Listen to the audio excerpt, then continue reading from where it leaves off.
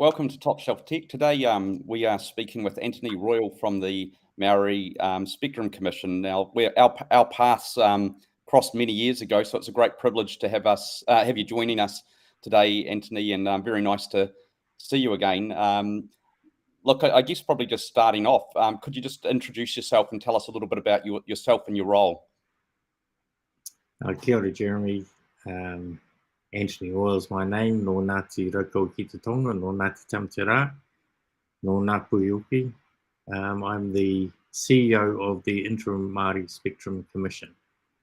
And that's a commission that was set up a couple of years ago as a result of negotiations with the government, which started off discussions about 5G spectrum, but has encompassed a much larger area than just 5G. So we're only a couple of years old, we're only interim, and we can talk about that as we go through this. Kia ora. Awesome, thank you very much, and thank you again for joining us. I guess probably first and foremost, I've read a little bit about the organisation, but probably like a lot of others, I don't know a huge amount about the role and sort of exactly what you're looking to achieve within the Maori Spectrum Commission. So could you maybe give us a bit of an introduction to the organisation, what you set out to achieve, and possibly just touch on that interim piece and what we might expect to see in the future? Well, let me take you on a little bit of a historical journey, because we're here today as a result of many people who have worked in this space for decades. It goes back to the 70s and 80s where Māori had asserted rights to be able to access, first of all, radio spectrum, so they could run iwi radio stations. And at the time, there was a great deal of reluctance to let iwi have access to what was originally AM radio stations and then FM radio stations. Fearing, I think, that the sky would fall on everybody's head if that happened. But of course, now iwi radio stations are part and parcel of the fabric of communities up and down the country. And then, of course, we had a big discussion with the government over a long period of time about access to a broadcasting spectrum for television. Once again, everybody thought that the sky would fall on everybody's heads if Māori had a television station, which eventually we did, and it's arguably probably the best public TV broadcasting station in New Zealand. And our journey started way back in 1999 when there was a Waitangi Tribunal case taken, when the government moved to auction off 3G spectrum. So the argument was basically this: the government was creating these property rights, which could then auction off, sell for large amounts of money, and these became tradable rights. They're just like beachside property. And so the argument is basically that, look, the government ought not to necessarily assume that it owns these rights outright, and that it can then create these private property rights, which were then sold off into large corporations. And that was the basis of the claim that was taken back in 1999. Of course, while the tribunal found in favour of the argument, being a recommendatory body only, the government then decided, oh, well, no, we're not going to follow the recommendations of the Waitangi Tribunal, but what we will do is that we'll set up a trust. It was called the Māori Spectrum Trust, or Te Huarakitika Trust as it's known now. And it was given a little bit of cash and the rights to purchase 3G spectrum at a 5% discount. Now, that right, over many years and a lot of hard work through a lot of people, actually started 2 Degrees Mobile. That was how 2 Degrees Mobile got up and running. It was a belief that if we had 3G spectrum, we could get access to other pieces of spectrum. If we could get the regulatory environment right, then there was room for a third mobile operator that would introduce competition to the marketplace. Of course, back then, nobody thought that that there was room for a third mobile operator. We had 2 operators. They had about 50% of the market, and they were doing very nicely, thank you very much. We had, some of the highest cost of mobile services in the OECD. So you've seen what's happened with the introduction of the third mobile operator. It has really reduced prices, not just for 2 Degrees customers, but for customers right across the board. So there's been a, billions of dollars worth of benefit has resulted just out of that case that was taken to the Waitangi Tribunal in 1999. Of course, it was pretty hard work convincing the government that we needed to change the regulatory environment. So there were all sorts of things that need to be changed because, the system was rigged to stop any third operator coming in. So things like interconnect charges. Yes, yep. You probably recall the big conversations. You remember Tex Edwards would have talked about interconnect charges, the ability to co-locate on towers. That was another big one. And we were advocating that you really do need, especially when you get to rural communities, you can't afford to have 3 sets of towers right in these communities. So, there are lots of settings that needed to change over the time, which eventually got there, eventually got 2 Degrees Mobile up and running. And so that was deemed a success for the country. Less so directly for Māori.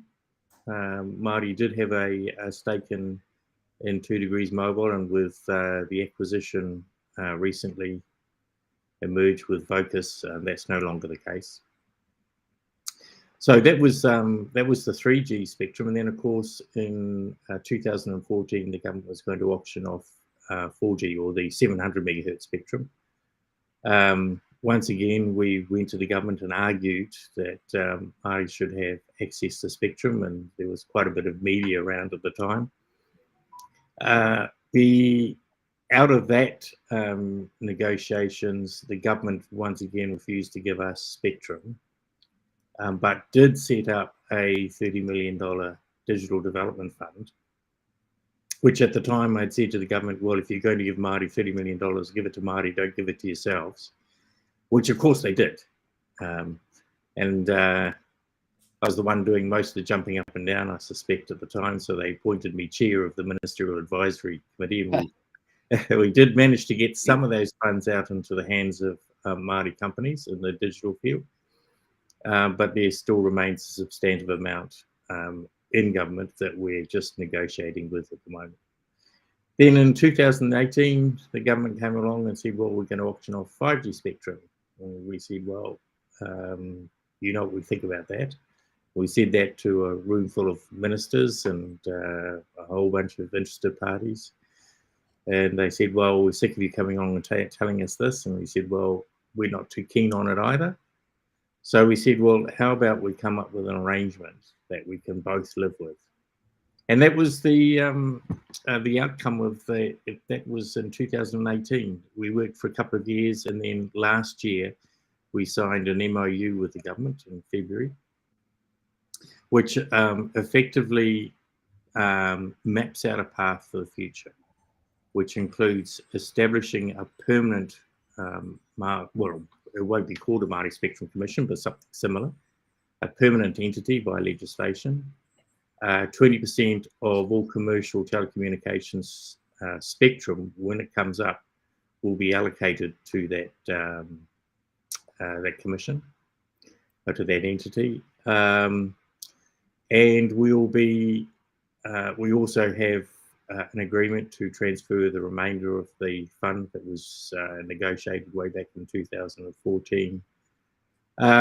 Plus a whole range of other activities, including, well, this is one of the things that's really interesting, is a completely different way in which we will be working, more Māori will be working with the government around developing spectrum policy. This is a new area that we charted out, and we're just building a long-term working relationships around, how do we use spectrum in the future? How will we manage it? Who should get it? All those sorts of things. So that's something that we've been working with the government on. So at the moment we're drafting legislation. We needed a vehicle in the short term to hold spectrum rights to do a lot of the administration and the operations. And so we created the Interim Maori Spectrum Commission with the view that that would then transfer into the long-term permanent entity. So that's where we are today. That's a great walkthrough of the history, and thanks for sharing that. Personally, I've sort of always been a bit of a probably a critic, I'd say, of the way spectrum allocations been handled. And my view was it's been probably too commercially driven, and that's sort of resulted in other poor outcomes. So that, hasn't been necessarily an altruistic view around, hey, there's a whole lot of communities that it's not practical to run fibre to, it's not practical to connect in any other ways. And, having, where our paths crossed in the past, I was working a lot with connecting poor, a lot of rural, underprivileged communities. And, there are all these schemes going on around, local wireless being ran out of schools and all this sort of stuff. And it just seemed to be absolutely nuts when you had, 4G spectrum that was built to be used outdoors. And you kind of had this a bit of a money go round as well. You'd have all these providers buy spectrum, want to build their own towers and run their own equipment. And then you'd end up with these mobile black spots everywhere. So then there'd be like mobile black, so the kind of money just keep going around. And yes, you bought your spectrum, but then you got given money back to fill in the holes. And I guess I've always hoped for a more altruistic view around how we can use spectrum. Is that something that this new approach you expect will start to give us as an outcome when we see the next sort of round of spectrum allocations? I think you'll see over time a change in which spectrum will be allocated, and technologies change because you can now do a lot more with the spectrum that you have than sort of small amounts of spectrum than you could have in the past. So I think that will open up opportunities. But by the same token, people are consuming more and more mobile services than they've ever consumed, and we don't see that stopping anytime soon. So, there will have to continue to be a commercial element to providing mobile services because it's not cheap. Yes. It cost 2 degrees well over $1 billion to build their network. At the end of the day, you still need the towers, you still need the land, you still need to, put the radio gear on. And it's not going to get any cheaper because if you start to look at what some of the effects of climate change, cyclones, particularly in our rural areas, we're probably going to have to think about how we invest further into hardening up or providing more resilience for those services in those regions. And so there's a lot of work to do in that space. But spectrum policy is a very interesting, challenging area. The spectrum policy group here in New Zealand is actually quite small. It's not a very big group. If you compare that with the likes of Ofcom and FCC and other parts of the world, they are well-resourced, big organisations. And so I do feel sorry for the spectrum guys in Wellington. They've got a big task with small resources, and it is challenging. So if we hone in on that challenge you talked about as well around some of the communities that are impacted most by climate change, and we saw this a whole lot just recently, of course, with the weather events we've had. It was often those areas like the East Coast again, where the communities were isolated for a prolonged period of time. What kind of role do you see the Maori Spectrum Commission playing in sort of how there could be better outcomes, I guess, delivered around connectivity in those areas, which does become critical at the times of these weather events? Well, we're only a small organisation, so it's going to be very challenging for us to actually deliver any solutions per se. However, I think one of the key roles that we can and we are taking is trying to be an advocate for rural communities, and also advocating for a collaborative approach to this. The telcos will have their bits that they need to sort out. They are at the whim of the backhaul, they're at the whim of power companies, so you need some coordinated response around how do you get power to any of these sites? How do you make sure that our backhaul fibre has a level of resilience? Do we continue to put fibre on bridges, for example? Yeah. What are the different solutions that we can find? So these, at least in the technical world, in those services world, there's a response that that needs to be coordinated. But then if you start to say, okay, let's look at the communities, what do they need? Well, their greatest need is in those really early hours about finding out information. And so you start to see the importance of radio stations in those local communities where they can actually provide information over the radio. Admittedly, it's not two-way, but you can provide a lot more information by radio than you can, for example, with a text message. So radios begin to play a part, and then you start to think about, well, what about satellite services? Yes. Can you get Starlinks? Starlinks were doing a roaring trade. They were all being put out there, but that's fine. And for the the early parts of any response, they're pretty critical. You still need power for them, but they're not particularly power hungry, and you can use them for a range of different services. But part of this needs to be, well, what's the coordinated response where you might not need this for 2 years or 3 years? How do you maintain a level of readiness? How do you make sure that people are trained to be able to respond quickly? How do you know that you've got renewable power in place? So there's a whole range of factors that you need to coordinate across not just the telco sector, but the energy sector, civil defence, Māori communities in particular, because Marae are really well positioned to be able to provide services in case of emergency with their commercial kitchens and bedding and all those sorts of things. So it's about how do we look at this response from a much wider perspective and start off with at the community end, not at why are the services not running. So, well, what do communities do and assume that the services are not going to run? So that's probably the role that we'll end up playing, is just thinking about how we can advocate better for those communities. Yes, yeah. Zooming in a little bit on 5G, where are we at with the spectrum allocation there now? Because there was an interim process, and that's that was put in place, I think about 18 months ago, around spectrum allocation, so people could start getting going with rollouts. And what is the role of the Commission, sort of in terms of Maori allocation in that space? What are you looking to do? And just specific to that 5G allocation that we've had happen in New Zealand. Right, so the Interim Maori Spectrum Commission already has some spectrum allocated to it.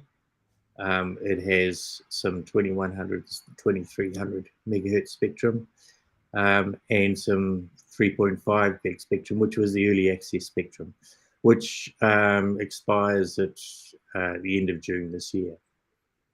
Past the 1st of July, we'll have additional 3.5 gig spectrum, so we'll have 100 megahertz allocated to us past then. One of the challenges for us is, how do we, as an organisation, get ourselves into a position whereby we are financially self-sustainable? Yes. So we've negotiated with the government a bit of a runway that allows us to get into a position. So there is no doubt that we have to do some commercial deals. So the key things that we're going to be focusing on over the next little while is what are some of the relationships that we will build, commercial relationships we'll build with the MNOs and other organisations who have an interest in access to spectrum. We'll be focusing, as I mentioned before, on spectrum policy development. We'll be very keen to continue our work and to develop programs in which we can attract skills and capability from Māori into the telecommunications sector. We have very few Māori in the sector, and that's something that we want to address. Actually, it's a problem right throughout the telecommunications sector, is that we don't have a coordinated workforce planning for telecommunications. And you see that with, for example, the certifying radio engineers. They're either nearing retirement because they were trained up in the days of BCL and post office, or they're from overseas countries who have brought in. We haven't spent any time actually developing our own talent here in New Zealand. And so that's something that we want to address. And then the other part of it is we wanted to be able to do some work in research and development, in particular, thinking about how can we help Maori organisations use wireless technology to solve real world problems. And so there's a training component and a capability component to it, but there's also a knowledge and skills development component to it. So one of the things we set out to do, for example, is, well, we have 5G spectrum. What does 5G do? What can we do with 5G that others might not? So if you look at how 5G is going to be deployed in this country, it is being deployed pretty much by the 3 MNOs, which use a particular flavor of 5G, which is called non-standalone, which combines 4G and 5G together. But their focus is on delivering higher bandwidths to their mobile users. So you'll be able to, watch your Netflix faster or whatever you do with it. But it is very much a consumer-focused approach. We're interested in thinking about, well, what are the other technologies within 5G that we can apply to different use cases. So one of the ones we've been doing is working with Maori TV, and we did a project last year, combination of Maori TV, ourselves, and partners out of Scotland, and we worked on using 5G to enable broadcast cameras, live outside broadcasting for existing cameras, broadcast over our 5G network, and then backhauled back into the studio to hopefully reduce the cost of outside broadcasting, so you can get more cameras out and about. Now that's a use case that's gaining a bit of traction in Europe, and you need to have a slightly different flavor of 5G. So what you want is a 5G flavor that is biased towards having much better upload speeds, because that's what you're doing, is you're trying to get ship video up rather than down. So we've been doing quite a bit of work trying to figure that out, experimenting with that. We have our own private 5G network in our lab that we've built, and we've been just learning about it. So that's one of the things that we've been wanting to do, is to actually understand, what does this mean? What does a private 5G network look like, and what might you use it for? And so there are a bunch of other use cases, such as logistics and agri-tech and a whole range of other things. So those are the sorts of areas that we'd like to explore. So you've got the 3 major providers, and like you say, very focused around consumer orientated, phones, handsets, that kind of thing, and probably traditionally quite hard to get MVNO type arrangements in place with as well. Does this mean that the commercialization of spectrum that you might do around your 100 megahertz block would offer other more specified, specific, I guess, use cases, and that for parties to approach you and say, hey, we'd like to buy a bit of or rent a bit of spectrum to be able to run, to your point, could be video broadcast, it could be agri-tech stuff, and so this is actually another channel to market for spectrum, where it was probably, really was out of reach for a lot of small kind of vertically integrated operators in the past. We're just working through that at the moment, but that's certainly on our minds as something that we'll be doing in future. Yep. 5G was a bit of a mystery to everybody. We had lots of people coming to us saying, look, I want to build a 5G network. And we say, well, do you realize what it costs to actually build a 5G network? If you rocked up to one of the tier 1 vendors, Samsung, Nokia, Ericsson, Huawei, they're not cheap. They're very, very expensive. But what we're seeing internationally is a huge surge of technologies that are a lot more focused on use cases, smaller sites, and with technologies that are far more accessible, or at least far more financially accessible than they have been in the past. So, Yes. so I think we'll continue to see that innovation. There's an innovation called ORAN, Open RAN, which is looking at disaggregating different parts of the 5G ecosystem, ostensibly to reduce price. But you know, it's early days just yet, and there are a whole bunch of others all working on different flavors of 5G solutions. So I think that you know, we're going to see quite a bit come out. Yeah, it's quite a nice combination, isn't it, of innovation in some of these spaces, a bit of a change in the policy settings and what we can do with it, and possibly as well, you know, you mentioned it's very expensive to rock up to a tier one vendor and build a big network, but you know, if you're not looking to build a ubiquitous network, if you're looking for pockets where you need to deliver a service, you know, very specific service to it, it really does fundamentally alter how you think about the use of these technologies. Yeah, absolutely. And we're seeing a lot of that overseas. We're seeing non-traditional companies enter the spectrum race. So if you look in Europe, for example, the big car manufacturers over there are bidding on spectrum up against the mobile network operators because they see a use case for them in their big industrial plants. Now, in New Zealand, we don't quite have those kind of plants really, but you know, there are other use cases. And one of the ones I'd like to, I think that there's a future in, we're still a fair way away from it just yet, but in looking at agri-tech and how you might collaborate, you know, get collaborative robots working together that require very large bandwidths to be able to, you know, a robot working on its own probably doesn't need that much data going backwards and forwards, but when you're starting to manage, say, a fleet of them, you need quite a bit of bandwidth, and you need reliable spectrum. This is the you know, a lot of these things you can deploy over Wi-Fi networks, or even over mobile network, over you know, the MNO networks. But at the end of the day, if you're doing mission critical stuff where, you know, people could potentially be injured, you want to make sure that you have a network that, you know, is reliable and resilient, and that's where these private networks come in.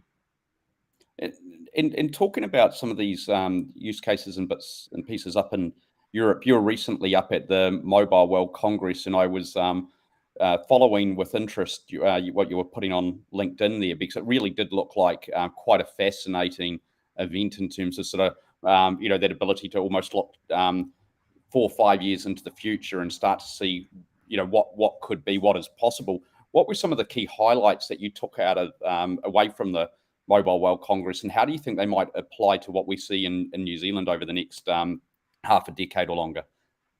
Well, the Mobile World Congress in Barcelona is the biggest one in the world. There are smaller ones around, but this was the biggest, and I don't know what the final numbers were, but they were expecting between 60 and 100,000 people to attend the 4-day event, and it's just massive. It's huge. And of course, all the big vendors were there: Ericsson, Nokia, Samsung, Huawei, all with very, very well thought out displays, and a number of them were displaying the new 6G technologies. And while they're not ratified just yet, certainly there's a lot of thought going into, you know, what will happen with 6G, and some of them were getting huge speeds out of the 6G technologies. I don't think that will have an impact on us for just a little while yet. We've got the 5G evolution to head through, and of course 5G is not just one standard. There are multiple standards within it, different releases, and so over time it just gets improved on. So we saw the big vendors and all the way down to startups, and so there was a huge mix of different size vendors. It was very interesting to see the different clusters most of them were around countries. So UK, Great Britain had a cluster of their companies on a stand, and then you had Turkey, had Taiwan, had Estonia, which has been a bit of an eye-opener in terms of its moves into the technology space. We had a Catalonian stand, which is from Catalonia with inside Spain. And the thing about Europe is that they're all so close to one another, that you can see this kind of innovation, this collaboration that happens between all of these different countries, because they're just so easy to talk to one another and collaborate. And it did strike me as, it's hard here in New Zealand, but it's not impossible. It did strike me it'd be just wonderful to have a New Zealand stand one day at the Mobile World Congress with our range of various technologies. So that was just really the people who were participating was really interesting. In terms of the technologies, a lot of 5G. Obviously, 5G was everywhere. It was ubiquitous. A lot of 5G was concentrated really on fixed wireless access. So using it for getting wireless into homes. That was obviously a big use case and used a lot by the big mobile network operators. We saw a lot of smaller 5G products coming out. Some other different 5G core software solutions. So, for example, we use a 5G core solution out of France, but of course Ireland has a very popular one. And there are these, a number of different solutions that are available. So that was quite interesting to see the ecosystem growing. A lot of IoT, but most of the IoT was really focused on platforms rather than devices. Yes. And so it was really more software driven. And of course, satellite. A big push on satellite and a move towards non-terrestrial networks, NTNs. Yep. And so while we've got Starlink at the moment, which requires a Starlink unit, the new networks will allow us to communicate with a satellite using a standard cell phone.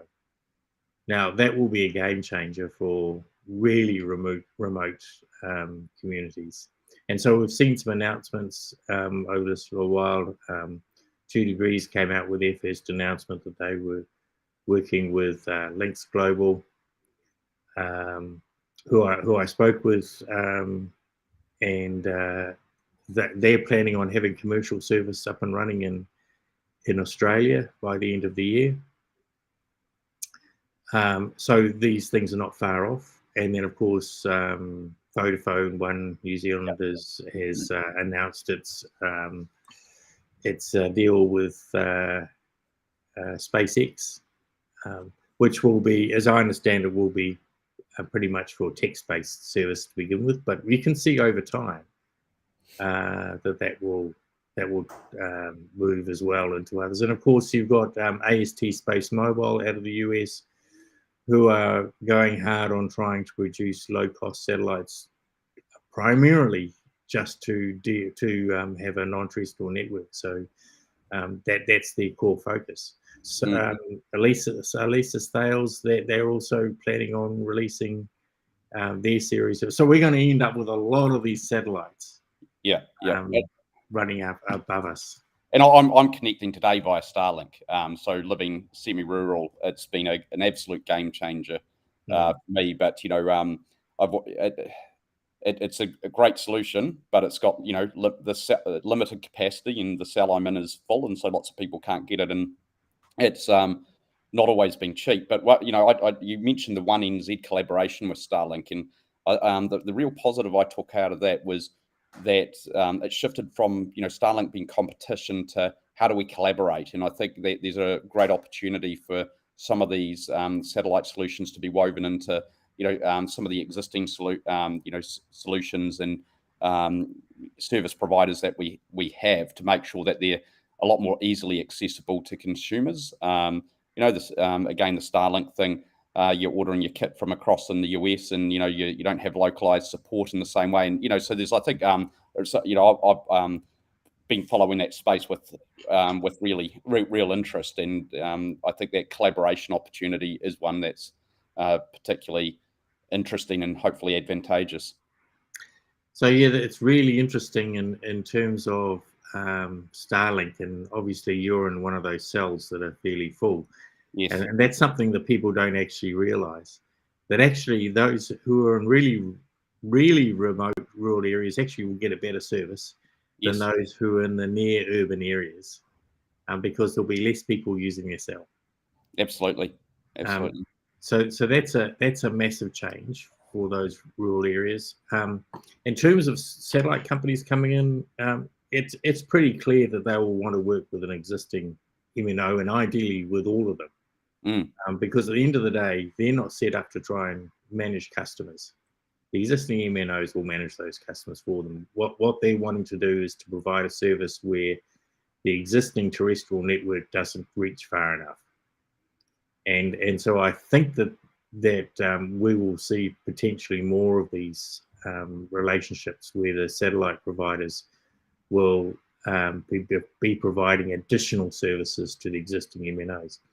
But it does raise a really interesting question around spectrum and how spectrum might be used, and interference, and all those sorts of things that I think when you actually come to do the implementation will be very interesting to see how that plays out.